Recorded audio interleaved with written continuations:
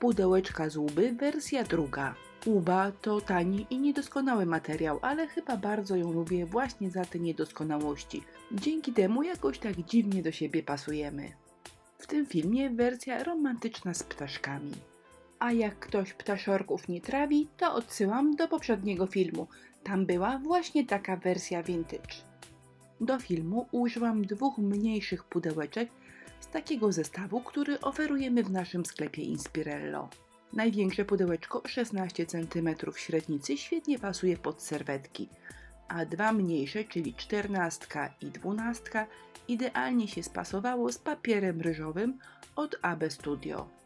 Oba pudełeczka z zewnątrz na biało przemalowuję farbą akrylową. Wieczko dwukrotnie, żeby pod papierem ryżowym biel była idealna, po bokach wystarczy 1 raz. A to jest preparat do zadrapań. Jeżeli zadrapania chcemy mieć tylko na brzegach, to lepsza jest świeczka, ale jeżeli chcemy drapać nasze pudełko po całości, ten preparat naprawdę jest dużo lepszy. Górnego paska, który się schowa pod pokrywką, nie pokrywam preparatem. Jeżeli zadrapania mają być bardzo intensywne, to warto ten preparat położyć dwukrotnie. Dół sobie schnie, a na wieczko przykleję papier ryżowy. Po prostu wycinam i przyklejam klejem do deku. Żadnej filozofii tutaj nie ma. Można wieczko posmarować i papier przyłożyć, albo tak jak ja, przyklejać po kawałku. I przy tej pracy to jest wygodniejsze, ponieważ najpierw sobie dokładnie przypasowuję papier do powierzchni, a potem już go nie ruszam, tylko z prawej i z lewej podsmarowuję klejem, a potem przykładam papier i zasmarowuję klejem od góry.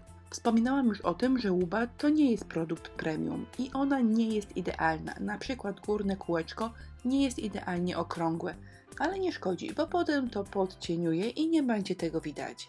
A jeżeli gdzieś papier wystaje, to po wyschnięciu kleju trzeba go obszlifować papierem ściernym.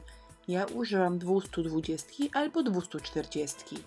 A teraz poza kamerą się trochę pomęczę, bo chciałabym zrobić kolor, który pasuje mniej więcej do tego niebieskiego, który występuje na jednym i na drugim wieczku. To nie ma być trafione w punkt, ma po prostu pasować. Tutaj ciemniejszy niebieski, a teraz dodałam odrobinę białego i przelecę dół. I to było większe pudełeczko, a mniejsze, czyli to górne, będzie na jasno. No i tutaj też trochę pomieszałam farby, żeby mi to wszystko lepiej do siebie pasowało. Wszystko suszę i teraz wchodzą na scenę całe na biało moje najstarsze ulubione stemple. Funfelnówka wygląda tak, ale moje stemple po prawie 9 latach wyglądają zupełnie inaczej. No cóż, wyglądają okropnie, ale działają znakomicie, więc wystąpią w dzisiejszym filmie. Żeby stempelek silikonowy można było odbić, trzeba go przykleić. Najlepiej do jakiegoś bloczka akrylowego, albo jak ja w tym filmie, do grubszej folii. Jeżeli odbijam stempel na płaskiej powierzchni, to twardy bloczek akrylowy jest dużo lepszy, ale odbijanie na łubie jest wygodniejsze na elastycznej folii. Nowe stemple przykładamy do bloczka akrylowego i one czarodziejsko same z siebie się tam trzymają. Moje starowinki nie trzymają się już same z siebie niczego. Muszę je popsikać klejem tymczasowym i dopiero wtedy przyklejam do folii albo do bloczka akrylowego. Teoretycznie stemple dedykowane są do odbitek tuszem, ale ja chyba nigdy do tuszu ich nie użyłam. Zawsze wybieram farbę akrylową i dorabiam taki kolor, jaki aktualnie pasuje mi do pracy. Tutaj zrobiłam ciemny szary i przy okazji przyciemniłam brzegi. Natomiast jeżeli chodzi o dół niebieskiego pudełka, to sama nie wiedziałam, na jaki kolor warto się zdecydować. Czy bardziej pójść w ciemny, czy może spróbować odbijać coś jasnego. No i ostatecznie dałam taki kolor o nazwie sama nie wiem, co to jest za kolor.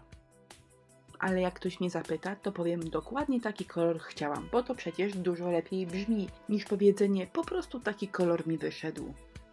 A gdy farby porządnie wyschną, bierzemy papier ścierny i robimy przecierki. To są nieduże pudełeczka, więc przecierek także robię niedużo. Mają być taką wisienką na torciku. No i jeszcze chlapanie, bo chlapanie w takich pracach jest niezwykle klimatyczne. Do dużych kropel polecam pędzelek wachlarzykowy. Natomiast jeżeli chlapanie ma być drobne albo wręcz taka mgiełka, to lepiej sprawdzi się szczoteczka do zębów. To jest lakier welurowy. niby normalny lakier, ale po wyschnięciu jego powierzchnia jest taka niezwykła. Gdy dotykamy, mamy poczucie, że ona jest właśnie welurowa, a do wykończenia wstążeczki i koronki. Uwielbiam takie drobiazgi. Czasami praca jest absolutnie przeciętna, ale dodamy taki drobiazg i on nam robi cały efekt wow. W sklepie nasz dział pasmanteryjny cały czas się rozrasta.